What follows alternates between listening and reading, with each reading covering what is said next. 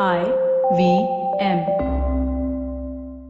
Hey everyone, it's Ashwin, one of the hosts of the Edges and Sledges Cricket Podcast, and I'm excited to talk to you about this week's sponsor of our show, Storytel.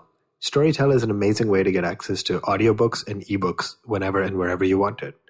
Each week for the duration of the Storytel sponsorship, we'll be recommending a new book from one of us on behalf of the Edges and Sledges Cricket Podcast. So this week, my recommendation is for a book called Champions: How the World Cup Was Won. It's in reference to the 2011 World Cup, so it's a little while ago, but obviously a memory that's really near and dear to most of our hearts.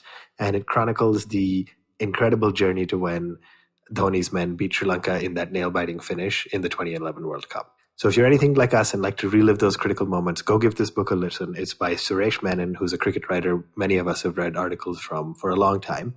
And again, you can get it on Storytel. The best way to access it is to go to storytel.com/IVM. That's Storytel with one L.com/IVM. And as an IVM listener, you get a 30-day free trial instead of the usual 14-day free trial. So you have nothing to lose. Give them a shot and enjoy this week's episode.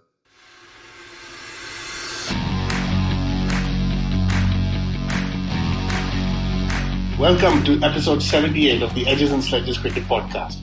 This week, we've got Ashwin in Cincinnati, DJ in London, and myself, Varun from Singapore. And I'll be hosting the show. We've got a lot to talk about. We're going to deep dive into the first test between India and South Africa, which just got completed today, actually, on Sunday. And we're going to have a special listener tweet section as well. So for all those people who tweeted into us, DJ will be covering that towards the end of the show. Ashwin, let me come to you first before we talk about the result of the match and before I give a summary. Last week, you said our podcast sounds like the Rishabh Pant show. And just after last week's episode, we got news that Rishabh Pant has actually been dropped for Saha. So how does it feel to be on a Rishabh Pant show without Rishabh Pant? Yeah, timing of that wasn't great. I was just listening to it in early midweek and realized pretty much as soon as DJ and I finished recording as soon as we finished recording the episode, we realized Pant didn't make it to the side. So I think it was interesting, man. It's not a huge surprise to me. I think if there's one thing Kohli and Shastri are known for, it's the chopping and changing. I do think he should have gotten a shot. I think Saha's performance in this test ended up being sort of middling. He kept well. And anyway, we'll talk more specifics on that. But I thought it was interesting. I don't think this is the last we've seen of Pant or the last we're going to be talking about him in the test match arena. So lots more to come. Yeah, and DJ, interestingly, I've been chatting with a few people here, went out last night, and a lot of people were quite happy that Pant was dropped. I'm not saying you're happy, but I think you kind of saw it coming. The only question is Saha's 34 or 35. So what is this move? Yeah, interesting that he was dropped because you know what they said about the selection by both teams. India was playing without Pant and South Africa was playing without Lungi. So that was a bit funny. But on a more serious note, I mean, Pant is going to come back. He's going to get a shot in the future. He's only 21 years old. So he's definitely the future for me. Saha had an okay game. He batted okay in the first innings. He missed one catch, which was surprising, I thought. But I think Saha will play for the next few years, and then Pant will kind of be groomed as a successor. I think he's still first in line, but I'm not too unhappy that he's not playing. It gives him some time to work on his game and his keeping, particularly on Indian tracks, which will turn. Fair point. Yep, I think that's interesting. So as we have it, India has won the first test by 203 runs. In the first innings, India made 502. They declared. South Africa then came out and made 431. And to be honest, I was quite surprised and pleasantly surprised that they put up such a good fight. And we'll do a little bit more of a deep dive. India then came out and made 323. They got 4 wickets down and they declared, setting South Africa a total of 395. And India wrapped it up pretty much mostly in the first session today. But there was some good batting performances by the South African tail. So let's start getting into it, guys. Ashwin, I'm going to come to you first. Rohit Sharma, it almost felt like this was his debut match, right? There was so much talk about it. His first game as an opener. I'm just going to read out a few stats, right? And just tell me what your thoughts are, because Rohit Sharma has hit 303 runs in his maiden test as an opener, which is the highest ever. He joins an elite list of Indians which have Sunil Gavaskar, Rahul Dravid and the likes, who've scored centuries in both innings. He's hit 13 sixes in a test match, beating the record which was held by Wasim Akram, 12, I think, versus Zimbabwe, where he made 257. And Rohit now has 750-plus scores consecutively in tests in India. I mean, this guy just deserved that shot at the top, and talk about grabbing an opportunity. Yeah, pretty outstanding. I do think what you started saying up front is pretty interesting, right? We all talked about it like a debut, and he's batted 47 innings before, like he's played 27 test matches before this one. So it is interesting, I think, going from probably a batsman who starts at number 6, eventually moves to 5, then 4, then 3, and then potentially as an opener. He jumped from 6 all the way to opening. But I mean, results go without saying. The numbers you shared are absolutely staggering. I'd love to spend some more time at some point talking about the sixes, because that's really interesting. I think when we first started this show, we used to talk about how Rohit's India's biggest six hitter, and boy, is he living up to that. I mean, 13 sixes in one test match, but I think outstanding. I mean, we said last week, we want him to succeed, right? Like if they're giving him a shot, he's just such a talented cricketer that we want him to succeed. So really, really happy to have seen him do well. I think the numbers speak for themselves. Yeah, and DJ, interesting, Ashwin mentioned the sixes. He also had sent a stat on our group today saying since Jan 2016, across all formats of the game, Rohit Sharma has hit 239 sixes, right, in international cricket.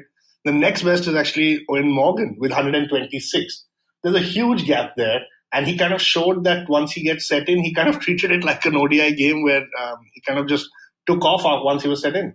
Yeah, it was so good to watch. I mean, I've criticized him so much on this show previously, right? Like he doesn't have the temperament for Test cricket. But I mean, not earlier this year, but late last year when India went to Australia, we started talking about him as an opening batsman. And the difference when he comes into bat when it's 0-0, you could just see it. And he mentioned it himself, right, after the first day's play, that he waiting to bat at number 5 or 6 wasn't really his thing. He came into bat at number 1 or number 2. And I mean, you saw the results, 2 fantastic hundreds. But I will point out that, I mean, he left one ball on the first session, which went right over his stumps, man. I mean, cricket is such a game of fine margins, right? If that had taken a bail or it had hit the stumps, we'd be having a very different conversation today. So I'm very happy that he's finally scored some runs in Test cricket. He scored runs at home, but he's back in the runs. He scored runs at the top of the order. He's broken all sorts of records. And I mean, he needed that little bit of luck. There was stuff that there were some balls that flew past the keeper. There was a couple that flew past gully, one lobbed over square leg. So really glad that he's had those things go his way. He scored those 200s. And I mean, just seeing him at the top of the order gives so much more solidity to that Indian lineup. And when we were like 300 odd for no loss, you're just like, wow, Kohli and Pujara haven't even come into bat as yet. So really happy for him. I'm glad he's finally broken through in Test cricket, and I hope he keeps going. So hopefully not a false dawn. Absolutely. And I think Rohit Sharma doing well is good for Indian cricket. And DJ, you mentioned 300 for 0. So the other guy who did extremely well in that was Mayank Agarwal. And I know you've been following him and you really like him as well. 215 of 371 balls. Actually, when you look at the scorecard, he outdid Rohit Sharma, right, in terms of number of runs. And I think it looks like India's got their top order set now for a while. DJ, thoughts?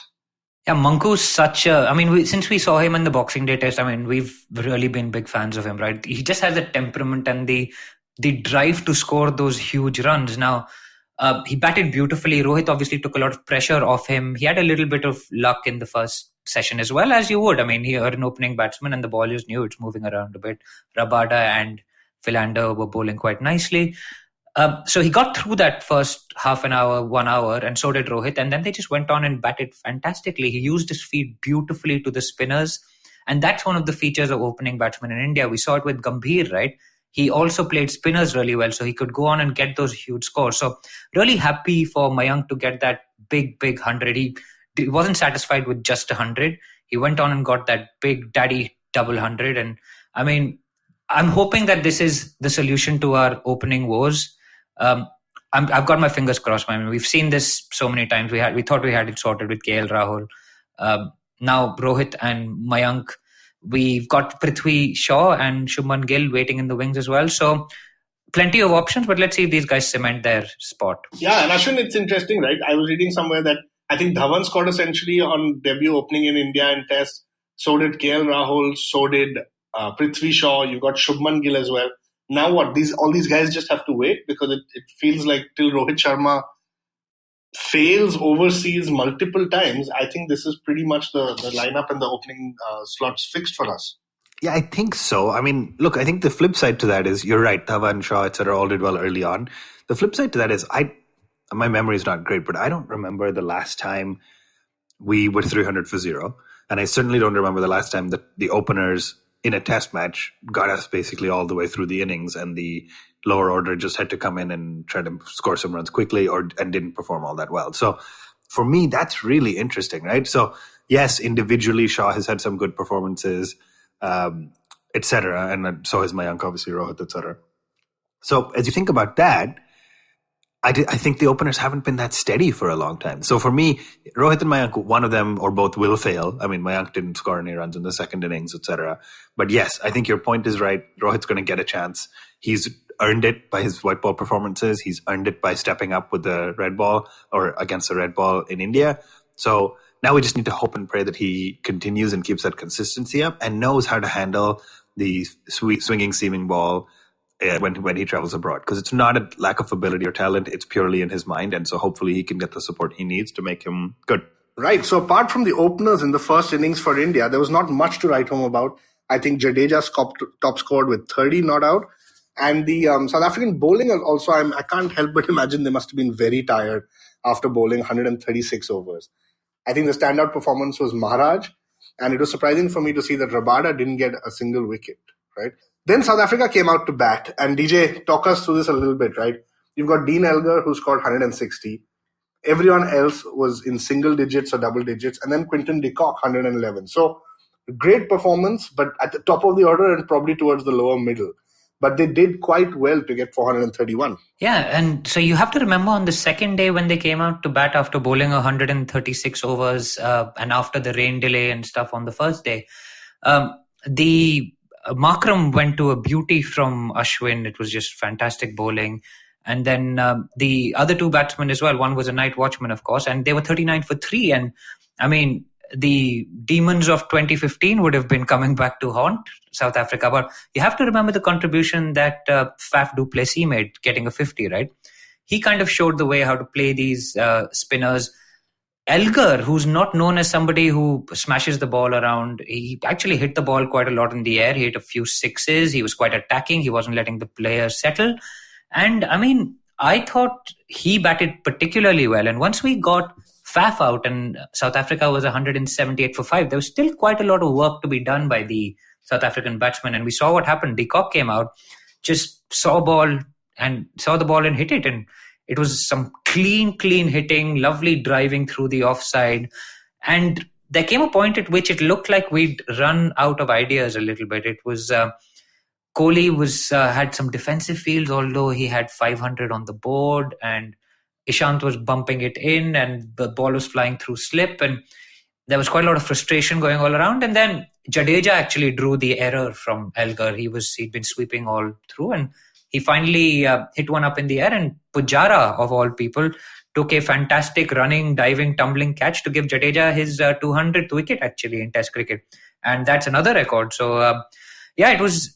And then South Africa kind of ended up at 431 with Ashwin, who picked up 7 for 140 odd.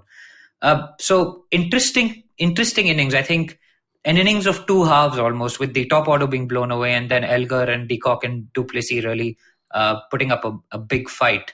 And then Ashwin, of course, making his comeback almost in some ways and picking up 7. Yeah, and let me go to the namesake. Ashwin, 7 wickets in his first innings, and like DJ said, it feels like a comeback. I think an interesting stat, he's the fastest to 350 wickets in 66 tests, and he's actually tied with Muralitharan. So fantastic performance from Ashwin. Did you see it as a comeback as well? And I mean, a few of us were discussing that he needs to do well to cement his place. I think he's the best spinner right now India has. Yeah, I think no doubt about it. And I'm not just biased because we share a name, but to be tied with Muralitharan has 800 test wickets, right? So to be keeping pace with tied for probably the best spinner in the history of the game, maybe along with Shane Warne, is just outstanding. So it's funny that we think about it as a comeback, because we talked about it a few weeks ago or a few episodes ago. I think that he shouldn't have fallen out of favor. It's pretty bizarre to think that he would walk into any other side playing in any conditions, probably in all formats. And yet for India, we just haven't picked him. He's obviously not playing limited overs. He's also not playing that much Test cricket abroad. So I get it. I get the rationale for having picked Jadeja in the West Indies, etc. Ashwin is just a monster at home. And I mean, it's a whole separate discussion, but I don't know why he doesn't get enough credit for taking wickets at home. I mean, we've talked about Anderson. Jimmy Anderson performs way better at home than away. Vernon Philander, they were showing the stats, performs admirably at home and is horrendous away. So why does Ashwin only not get credit for performing at home? I mean, it's great to have a great home record, and he doesn't play all that much away anymore. So I think that's something I struggle with, is why is an Indian spinner's record at home considered less worthy than West Indies, South African, or British fast bowlers record in their home. So huge fan, outstanding bowling. It was not easy. I think you guys talked a little about Elgar and Faf and de Kock showing some resistance, and Ashwin had to be so smart about it. And to me, that's what was amazing to watch. Yeah, and Ashwin, you raised an interesting point. So I'm going to ask you, on Cricinfo, they put up this stat of Ashwin and Murli, and I think they called it the Asian heavyweights. And I know one of my friends also got upset at that, and he said, why not just heavyweights? Is Anderson called a European heavyweight or just an English heavyweight with Brexit coming up? Do we call Kallis an African great? So it kind of talks to what you were saying, right? Why do we have to put that label on them when they've done really well? Yeah, and I think you're spot on, and that's well said. And there's an element that's linked to kind of the roots of this game being an English game that was linked to colonialism, etc. And there's a certain amount of, I don't know how to say this, but bias that the media and reporters always have, where, hey, when a person from a westernized country goes to Asia and does well, it's a huge thing. And when they do well at home, that's fine because it's tough wickets, etc., quote unquote tough wickets. But when an Indian or an Asian does it, it's never given as much value. So that frustrates me incredibly. I think it's just disappointing that happens, but I think spot on. It should not have been Asian greats. It should have been greats. And Ashwin has just been bowling phenomenally well. So kudos to him. I hope he continues to get selected. And I was just really thrilled to see him step up. So DJ, how does it work then? You've got a canteen 11 with great spinners and great batsmen. Clearly these are quality players, right? Because if they're taking 350 wickets and averaging above 50, something is missing. Something is missing in the English game, which is being completed by the advent of the 100, which had the draft out this week, right? So English cricket is going to be complete very soon. Not to worry. I've just seen some ads actually at some of these bars outside with the chips or crisps packets T-shirts, which I mean, I don't know whether you guys have been following that, but this 100 advertising is quite something else. I mean, I've seen a bit of the 100 advertising, and what was very interesting is they used clips from Test match cricket to promote. Exactly, the Ben Stokes catch, the one he took at Gully behind him, right, in the last Ashes. They're in whites, and it's a Test match game. Why are you promoting it with that video? Absolutely. I mean, I agree with both of you guys. It seems like a very odd thing for them to have said about Asian heavyweights. I don't know, maybe Shane Warne wasn't part of it, so maybe they could potentially justify it with that. Who knows? But I have a question for maybe Varun, actually. Did you think Ashwin was fit when you saw him bowling this game? Was he looking fit to you? So he was definitely, okay, let me answer that. He was looking less fit than he looked this IPL. I thought in the IPL he looked very fit. I saw him bowling a bit, didn't really catch too many signs of not being fit, but yes, on the field when I saw him, he looked like Ashwin of a few years ago. He looked a little bit sloppy. In fact, I didn't get to watch too much of the game, but whatever I saw, I already saw a few misfields by him. Why did you feel he was not looking fit? Yeah, I don't know. He just looked a bit tired or haggard, and he wasn't moving well on the field. Obviously, one of the things that is contributed to him being dropped from the 11 is his fitness, right? I mean, he broke down on the English tour, then he broke down on the Australian tour, and then he wasn't selected in the West Indies, where, I mean, in most cases, he would have just been an easy shoe-in to the team. So my worry is his fitness more than anything else. He's a class act. I mean, he bowled so well in the first innings. It was a flat deck. It wasn't doing very much. It was a slow turn, and he beat people in the air and spun it through the gate and stuff. It was just fantastic bowling, but what I'm more worried about is his body not responding to what he wants it to do. I think they put him in a room with Shastri. I think that is part of the reason. So he was sharing a room with Shastri. And he was playing tabla or flute? I think he was playing the flute. It's a nice jugalbandi, but there was clearly some beverages also that kept him up late at night. I mean, can you imagine sharing a room with Shastri and then going out and playing the next day? That couldn't be easy. Anyway, we've gone on a tangent like we often do. Coming back, India's second innings. I think the key thing here to discuss is basically they got 323, 4 wickets down. They did declare. Rohit Sharma, another century. We've already spoken about that. Pujara, DJ, I'm going to come to you here. Pujara hit 81 of 148, strike rate of 55 almost, which I would say is pretty good for him. And I know that at one point in the game, he was batting very slowly. And there was a general amount of frustration. Do you want to talk our listeners through what happened? Yeah, so everybody knows Cheteshwar Pujara is not the let's say he's not really someone who has been born into this IPL generation. He's not a big six hitter. He doesn't score that quickly. He's quite in the kind of classic mold of player.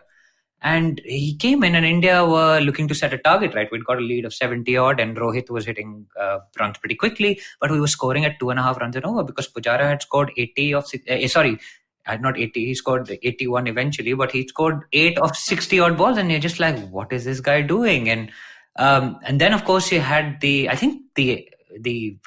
were some messages coming out with gloves and like basically saying get a move on from the dressing room because we had all of these players waiting to bat. Kohli, Jadeja, all of these guys bat pretty quickly. And Pujara was holding up the innings pretty much.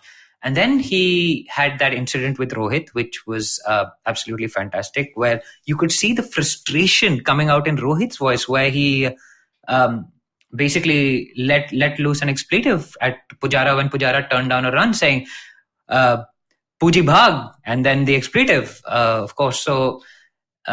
and that kind of kicked him into gear. And then Pujara hit 4 or 5 boundaries and he got into his stride and he scored at nearly a run a ball for the rest of his innings, which he got up to 81. But I think there was a general frustration, not only amongst the cricket fans, but also within the team. And you saw that with Rohit Sharma, right? I mean, and the stump mics, which seemed to be turned up quite high, actually communicated that pretty well because the team was not happy with what Pujara was doing. And yeah, I don't think you were very happy with what Pujara was doing either, really. Yeah, and the third person who wasn't happy was Ben Stokes because he tweeted the minute Rohit Sharma kind of yelled at out and the stump mic picked it up. He's like, oh God, guys, this time it's Rohit, not Virat. And I can't help it. And it was Bhaag Pujara Ben Stokes, right? Yeah, exactly. Bhaag Pujji Ben Stokes. Bhaag Pujji Ben Stokes. So can't imagine Stokes is too happy with that. Pujara is just like one of those guys in the corporate world who you have on your team and you've kind of tasked them to finish an assignment and the whole team is waiting. Everyone has done their individual bits and this one guy has to kind of piece it together and he's just not moving fast enough and the rest of the team is done with their work. They want to go home and you're just sitting there. And when you ask him, what's going on, buddy? I think the reply is isn't the deadline 5 days away? What's the rush? Let me take my time. So, yeah, I think that's where Rohit's frustration kind of stemmed from a little bit. So he's basically, you're saying he's a plodder, right? And like, while the plodder is frustrating when the sun is shining and like profit is being made and all of that, but when crunch time comes, he's the guy who's there all night, right? He's there when it's like 25 for 3 against Australia in the first test match. Who scores 100 then?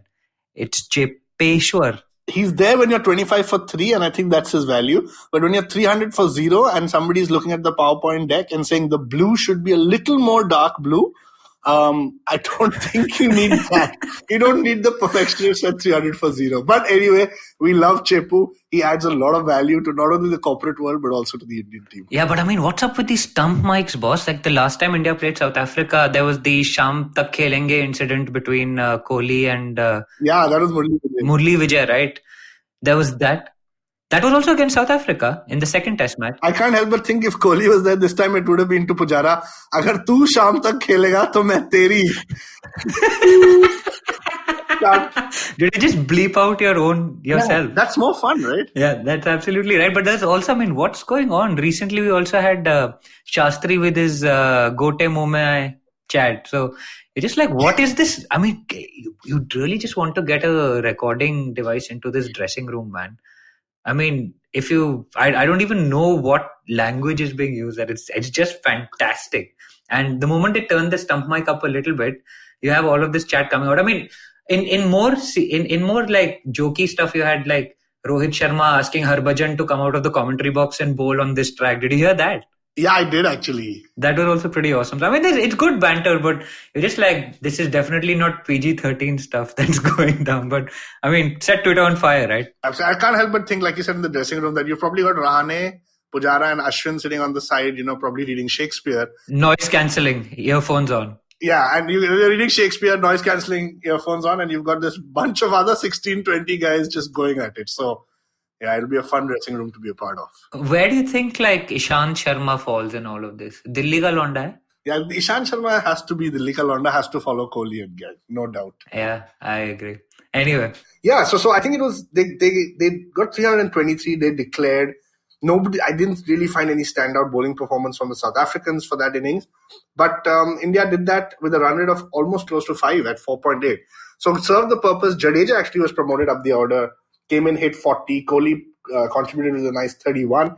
Rahane 27 of 17 balls. I don't think I've ever seen him hit that fast, even in an IPL game. He was going at a strike rate of almost 160. So 395 was the target. You had South Africa come in yesterday, on Saturday evening actually, for a few overs. They were 17 for 1. And then today morning, the first session, I think Indian bowlers just kind of blew them away, right? Ashwin, let me come to you first. I'm going to talk about Jadeja and Ashwin together. I think between them in the match, they've got, 7, 11, almost 13 wickets in the match. How good is that? I mean, they're basically unstoppable as a bowling pair now, right? The only surprise was that Ashwin didn't get more wickets in the second innings, but that's because Jadeja took them all, and just outstanding. I mean, they can also bowl a huge number of overs. I think I was looking in the second innings, even Jadeja and Ashwin each bowled over 40 overs, and in the first innings, and then in the second they each bowled 20 and 25. So just the amount of relief they can give your quick bowlers, because they can keep the bowling tight, pick up wickets, and just give the seam bowlers a bit of a rest. I mean, to me, when Ashwin and Jadeja are your two spinners and you have Bumrah as your lead strike bowler, this bowling side is unstoppable. So I look forward to the day he comes back into the mix. And there was another interesting stat I read, that Jadeja and Ashwin are in a list of only 4 players who have 1,500 runs and 200 plus wickets after 44 tests. Of course, Jadeja got his 200th wicket this game. Out of those 4, 3 of them have been knighted, right? You got Sir Ian Botham, Sir Richard Hadley, Sir Ravindra Jadeja. Do you think Ashwin feels left out? He'd better, right? Like it's eventually time for him to be knighted. I don't know what the Tamil word for sir is, but maybe we'll come up with that instead. DJ might be. He's not going to get a knighthood, man. He monkaded Josh Butler. There's no way he's getting it. That's reserved for Ben Stokes and others. He's not getting it. No chance. I love how we all just act as though Sir Ravindra Jadeja being knighted is absolutely normal, because he's been knighted, right, by the Queen and everything. Yeah, I think the Queen even twirled his mustache while she was doing it for him. He's been knighted by Twitter, man. I mean, it's not more than that. And Dhoni, I think, has called him Sir also. So yeah, even a higher honor for. Yeah, so up there Jadeja. With Sir Ian Botham and Richard Hadley. But DJ, let me come to you. Second inning Shami. It almost sounds like a movie name. I was texting you earlier today. It could be something we could explore, right? Like a Rowdy Rathod, where a guy is lazy in the first innings, he doesn't show up, but time after time, second inning Shami just shows up, and that's the end of the film, right? He's taken 4 fifers in Test match cricket. All 4 have come in the second innings. Yeah, I mean, incredible how he manages it, right? I mean, he was almost in the first innings a reflection of what he was like in 2016, 2017, when he had all those fitness issues. And then suddenly in 2018, we got used to him being this like out and out quick, bowling really nicely, always looking interested in the game and stuff. And then he just completely lost it in the first inning. Maybe he was not in rhythm. Maybe he had something on his mind. Maybe he had fitness issues. I don't know. But second innings, and the pitch had gone a little bit up and down. And what Shami does really well is that if it's swinging, he bowls it at the stumps. And you saw that today, right? He got Faf with that one, which was a beautiful in-swinger. He got Bavuma, he got De Kock. And you're just like, wow. I mean, maybe the pitch is better in the first inning, so people can keep that out, and there's less variation in the first innings. And that's why people manage to play those balls. But second innings, the guy is just deadly, man. And yeah, he definitely looked up for it. And well done to him. And we won it even without Bumrah, man, who's apparently in the UK somewhere hanging out with Hardik for some back consultation. Yeah, and we'll come to that. But DJ, what happened with Ishant Sharma? I know you would think he was a bit unlucky. I didn't, unfortunately, get to watch him enough. Yeah, so Ishant was unlucky in the sense that Kohli in the first innings had this field where it was like he had a fourth slip or something, and then Dean Elgar like edged it and it went through the slips. There was one that Kohli only had two slips and it went through third slip of Bavuma, and so you just like, I mean, he was bowling well, and you could see that he was not happy because we'd gone very defensive, although we had 500 on the board, which is, I mean, it works out well in the end, right? It works out well in the end. You look back at it and you're like, okay, we won the match. What can we complain about? But if you're playing a better team or you're playing in you're playing in different conditions where you know that maybe Jadeja and Ashwin aren't going to run through the team or Shami isn't going to show up in the second innings. Those are the margins that make a difference. Having that third slip in when you've got 500 on the board, or where the team is batting quite well, Elgar and De Kock were batting nicely, and then Ishant started bumping it in, and the ball did get the edge and surprised Elgar, but there was no one there to take it. So, I mean, it's those margins. We talked about fine margins earlier with Rohit. It's those margins which I thought Ishant was unlucky. He bowled well, I thought, but just didn't get the reward for it, which is often the story in his career, right? Yeah, absolutely. And he's come out and said it as well, right? He says that every time he's not taking wickets, he's worried for his spot in the team, and that's what makes him a better bowler. So it seems like a good attitude to have, and a little bit unlucky today. Ashwin, let me ask you, the difference in the second innings between both teams was that India seemed to have figured that, we want to use our pacers, and Shami did the job for them. South Africa actually bowled a lot more spin. Do you think they missed a trick somewhere there with not bowling Philander and Rabada? And notice I got Philander's name right this time. Yeah, well played. You pronounced it right. Yeah, I think it's interesting because Philander and Rabada each picked up a wicket, and Dane Pete, Muthusamy, and Maharaj combined only picked up 2 wickets. So I think you're probably right. I think we have to factor in conditions in India are tough. Rabada and Philander both bowled more than 20, or each bowled more than 20 overs the first innings. So they were probably exhausted. I think it was probably a lack of options for Faf and wanting to preserve his 2 strike quick bowlers, Rabada and Vernon, for the next 2 tests as well. So I think it was a little bit of lack of options. I think, yeah, we'll talk a little bit later. I have a quiz question for you guys, but it is pretty interesting that it's not normal for a seam bowler to clean up the tail or clean up the opposition in the 4th innings in India. So keep that in mind. I'll ask you about it at the end of the show. Awesome. Okay. And DJ, my last question on the test match to you. Do you think India left it too late for the declaration? And I know you had some thoughts on this, but we set them 395 to win. India ultimately won by over 200 runs. But at some point in the middle, we were getting worried, right? When I think it was Muthusamy and Pete, or however you pronounce his name. Yeah, Dane Pete. Yeah. Sorry, firstly, congratulations to both of you for pronouncing Muthusamy's name correctly, because I want to call him Muthuswamy for some reason. I don't know why. But yeah, I mean, I had to really leave that out, yeah. Yeah, but I mean, I thought it was 395 to get in 3.5 sessions. I thought we left it too late. I mean, they were showing a stat while we were watching it, right? It was only 2 teams ever have scored more than 200 in the history of Test match cricket played in India to win a game, right? And I mean, it wasn't going to be this South African team, I can tell you that, because they did well in the first innings. But I mean, with the turn and the class of spinners that we had, there was never anything that was going to happen. So before we started recording, I was talking about the arrogance that Kohli has and the confidence that he has in his spinners. He's just like, yeah, I mean, we'll get 400 and then we'll just bowl these guys out. But what if it hadn't worked out? And as I said, it's fine when you look back at it and you're like, yeah, we won it easily by 200 runs with lots of time to spare. But you saw what happened. If we hadn't picked up those wickets pretty quickly, the ball goes soft and we would have run out of ideas. And maybe those 10, 15 overs would have made a difference in the end. So I think Kohli's captaincy, I think he's become a better captain. I do genuinely think he's become a better captain in Test cricket.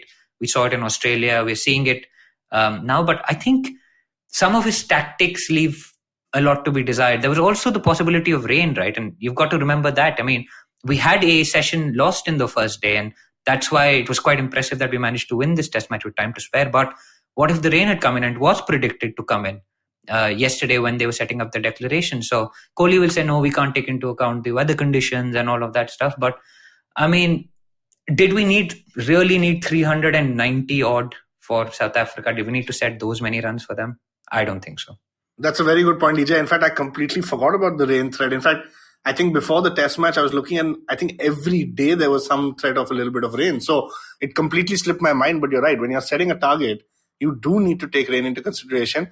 And that leads me to my next point, which is because there are now points on the line, right? There's an ICC World Test Championship going on. So as a recap for all our listeners, this India played 2 matches against West Indies. For a 2-match series, when you win both, you get 60 points each. And so India was on 120 points. In the 3-match series, like the India-South Africa one, India has actually won and got 40 points. So India is sitting very pretty on the top with 160 points. The next best is actually New Zealand at 60 points.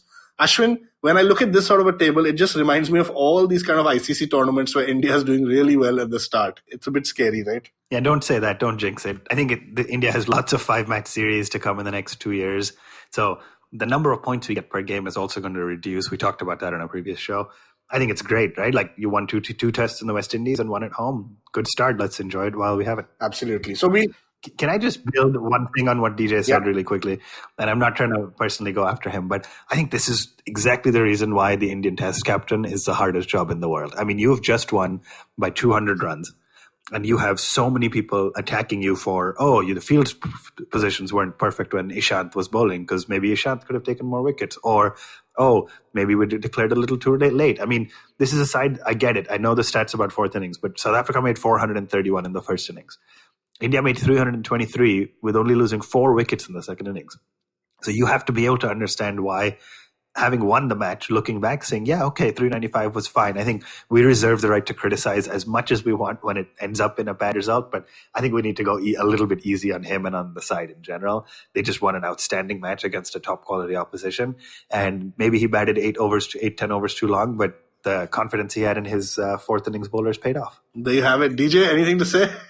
No, I agree with him. I mean, the point is that there will always be the debate. Should he have done that earlier? And what if it had backfired, right? What if they'd actually got the runs? You've seen, as he was saying earlier, Ben Stokes scoring that incredible 135 at Headingley to get England a score of 360. But, I mean, yes, they got 431, but were they really going to chase anything more than 300 on the last day in India? I mean, I can remember in my lifetime one chase that India has done, which was the Chennai test where Sachin and Yuvraj scored runs. And that was after a freak show by Sehwag.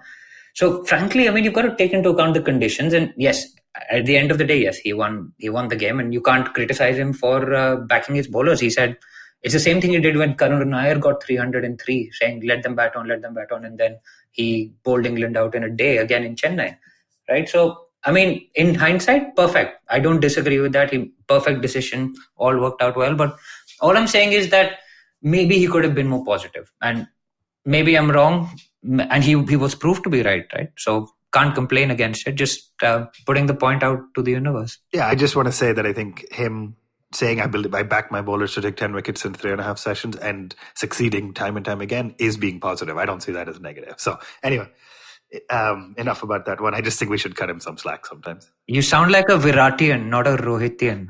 Don't get me started on I'm now becoming a Rohitian, by the way, because that's like a real term. Don't get me started on this debate, man. If anything, people should have seen how happy Virat looked in the dressing room when Rohit scored his century. That's, to me, what puts the end to all that debate. Yeah, but the MSDNs are laughing at the Rohitians and the Viratians. I don't know what to say to that. They're sometimes called the Dhoni tards also. Man, Twitter is such a great place. Anyway, so Ashwin, I'm going to hand it to you for that quiz question, which you have just kind of sprung upon both of us. Yeah, surprise. I have 2 little questions, and let's see if we can use this as a way to revive our quiz segment, which we haven't fully done for quite some time. So 2 questions. All I have is a mini quiz, but in the spirit of the recent results we've seen. So all I'm going to ask you guys is both these questions are closest wins, okay? So the first question is, we talked about Rohit scoring 13 sixes in one test match. What is the highest number of career sixes that any batsman has hit in test matches? So in test matches only, total career-wide sixes. What is that number for the person who's at the top of the list? So DJ, let me start with you. Closest wins. So I'm at a disadvantage. Great. No, second question, Varun will go first. Okay, so it's the closest number to... What is the question again? Sorry. Number of career sixes in test matches. Who is highest on that list? And not who, but how many has they hit? I don't know, man. 200. 200. Varun, your answer? Above or below? Well said. It was 107. Is that it? Brendan McCullum has 107 career sixes. So put into perspective the fact that Rohit hit 13 in just one. Yeah. Rohit has already got 45 career sixes. So if he plays enough Test cricket for India, he'll be around on that list. Okay. Insane. So Varun 1-0, but Varun goes first on this one. I mentioned this. This is the stat I was alluding to a little. When is the last time an Indian fast bowler took 5 wickets in the 4th innings of a home test? So just give me the year. I actually know the answer to this. Okay, so Varun goes first then. That's cheating, I guess. I don't. I know it's Srinath, but I can't remember the year. So guess based on his career. 2006. Incorrect. DJ. 1996, bro. Yeah, well said. You saw the same side as me. So 96 is the last time. That's why I'm saying, like, when we talk about Shami. No, you know why I remember this? Because it's in the same year as the Miss World competition, which we'd gone to see in Bangalore. And the hotel we were staying in had ESPN because we didn't have cable at that time. So I actually watched Srinath take those wickets. I think it was 6 for 21. Wow. I don't have the innings facts. I just remember the last time I watched Srinath. So that's a great story. Dude, your memory is insane. Yeah, so I actually remember seeing it and I was like, because we were listening to, before that we'd had to listen to stuff that didn't come on DD on the radio. Like you'd have to tune the radio to hear the commentary, ke ballebaz kya kar raha hai and all. So this was one of the things that actually genuinely stand out in my mind. Incredible. Anyway. That's pretty cool. And Ashwin, clearly you should have had a third question prepared. I know. I didn't have a tiebreaker this week. I'll work on it maybe for next week and we'll keep it going. So well played, guys. Split the points this week. You guys can share the earn and then I'll keep it with myself. So, well, that's it. Thanks, guys. Awesome. That was fun. DJ, I'm going to pass it over to you for the listener tweet section. Yeah, awesome, man. Thanks for that. So we put out a tweet last week, just after that, just to get our listeners involved a little bit about India versus South Africa, best and worst memories and test matches. And in fact, the first one that came back was by Virtuous Troll, who said his best memory was Ahmedabad 96 when Srinath went berserk, which is the one we've literally just talked about. And the worst memory was almost all the games of the Castle Lager series in the 90s. So I think I actually remember, and my worst memory is Sachin's off stump being sent cartwheeling by Alan Donald after Sachin has just hit 2 fours consecutively and his off stump goes cartwheeling after Alan Donald bowls him. I think that is the memory that has scarred me in India-South Africa test. I don't know whether you guys remember that series. It was 97 or so, where after we beat South Africa and India 2-1, we went to South Africa and we lost 2-0. Do you guys remember? Yeah, I don't remember the specifics of the series, but I do remember that ball. That ball by Alan Donald will stay in my head forever. Insane, isn't it? Do you guys have any best or worst memories? I know maybe we should ask you guys before we do the listener tweets as well. Is there anything that stands out in your mind, Ashwin, when you think about India versus South Africa test matches? You know, I read through the listener tweets and all of mine kind of overlap. I think we got some great responses. So I don't want to steal anybody's thunder. Let's go through the listener tweets instead. Okay, awesome. And so the next one is Need Rank Turners. I am Sahil _11. He says his best memories are India versus South Africa 2010 second test. That is, of course, the one that Harbhajan Singh took all those wickets and went on a round of Eden Gardens after winning the test match for us, after getting Amla, who was stuck in out. And India versus South Africa 2018, the third test, which was at Joburg on that spicy deck, which again, Elkar stood between India and winning. And so that's a good memory. His worst memory is the first test at Cape Town, which India lost last year.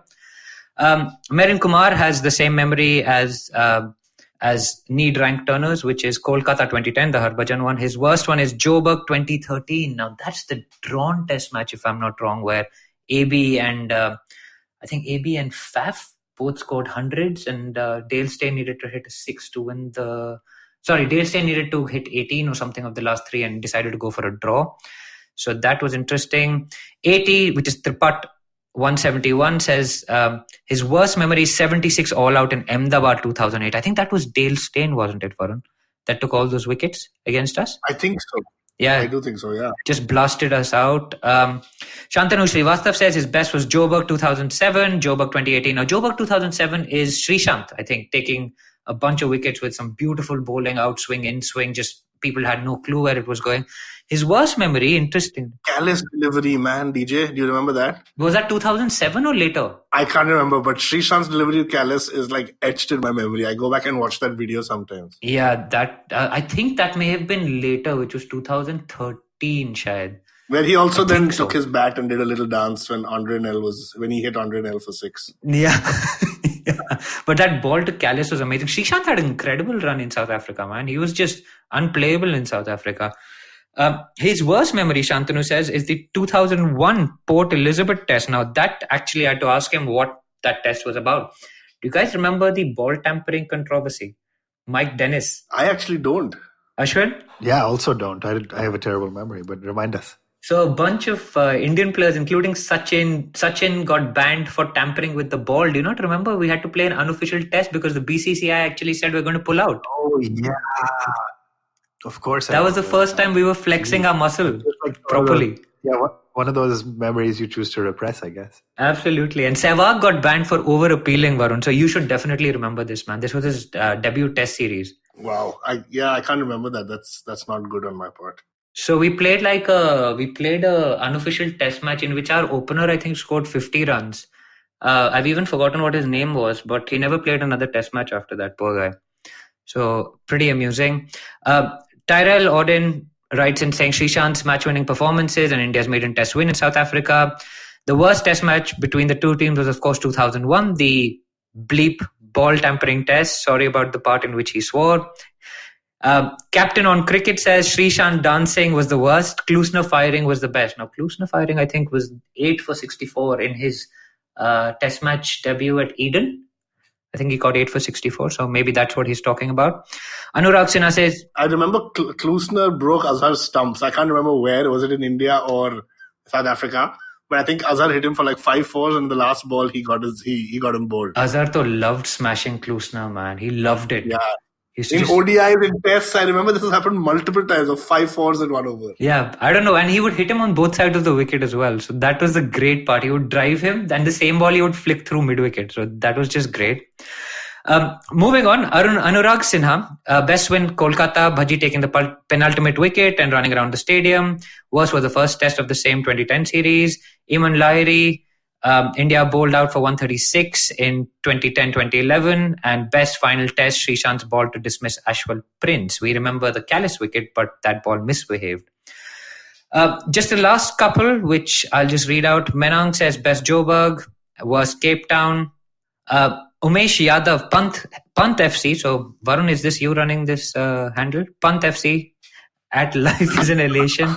Oh, by the way, happy birthday, Rishabh Pant. It went on in the last week, so happy birthday to him. Why did you say that like in Andaz Apna Apna? Happy birthday. Happy birthday, Rapid. Sir, आज मेरा birthday. Too random. आपने बताया नहीं. Anyway, best Umesh Yadav shattering the poles in that final burst, and we end up winning the marathon test in 2015. I don't remember this actually. Do you remember us winning a test match in 2015 with Umesh? Bro, you can't ask Ashwin and me. We've got no clue. Yeah, if you don't remember it, there's no chance. Yeah. Okay, awesome. I mean, you remember Chennai 96 and all. We can't remember 2015. It was Ahmedabad 96, dude. Srinath. Anyway, so last couple, Azhar and Tendulkar hitting 150 runs in a single session. Do you remember this, right? Cape Town. Come on. Yeah, this one I actually remember. I don't specifically remember watching it, but this one I remember having seen over the years as highlight. They both scored hundreds. This is in the same series that we lost. Yes, I was just going to say that. This was the Adam Baker catch that it got ended with. Like, Adam Baker takes the catch, Sachin gets 169. Yeah, I remember that. I was just going to say, I think Azhar in a white helmet. Correct. Azhar always wore a white helmet, so that was like a really... Yeah, that was well hedged by you. Comment. Good hedging of the... Azhar in a white helmet, Mungia with a 4-square bat. Anyway, okay. We have a one of the guests actually on this show previously, Tim32 Cricket, the cricket guy, says best Lance Klusner, 8 for 64 on test debut in Kolkata. And worst, but he feels privileged to have seen it, is the Cape Town 97, Azhar and Sachin magnificent 100. So we've got a few common themes. Clive Vanillawala says best Stain versus Sachin. Now, guys, you remember this. It happened like quite recently. It was the innings where Sachin scored like 150 and Dale took 5 wickets. And it was that incredible session, I think 2010, where it was just these two guys just going at each other, masters of their craft. Just fantastic cricket.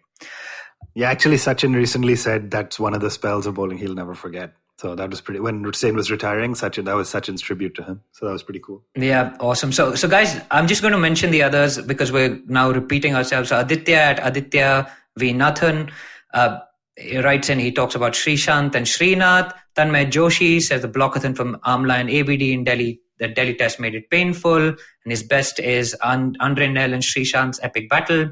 Bhavnesh Soni writes in saying, he actually writes in about an ODI, India versus South Africa in the Wankhede, so maybe that doesn't count, but thanks for writing in. And Mervyn says his best memory is at the Wanderers where the Proteas nearly chased 458 and Vernon and Steyn bottled it towards the end with the latter hitting the last ball for 6 and it ended in a draw. Guys, that's all the tweets. We had a lot of tweets to read out, so sorry it's taken a bit of time, but thanks so much all of you for writing in. It's so good to hear from you guys and just incredibly happy you guys are part of the show. Right. Thanks, DJ. Thanks for that. And with that, we've come to the end of our show. Join us next week, same time, and listen to us on wherever you get your podcast. Remember to tweet us. We've DJ starting this listener tweet section. It'll be great to hear from you and call your names out in the show as well. And do tell your friends, share our podcast with anyone you know who's interested. That's the only way we'll grow. So thank you guys, and we look forward to seeing you next week.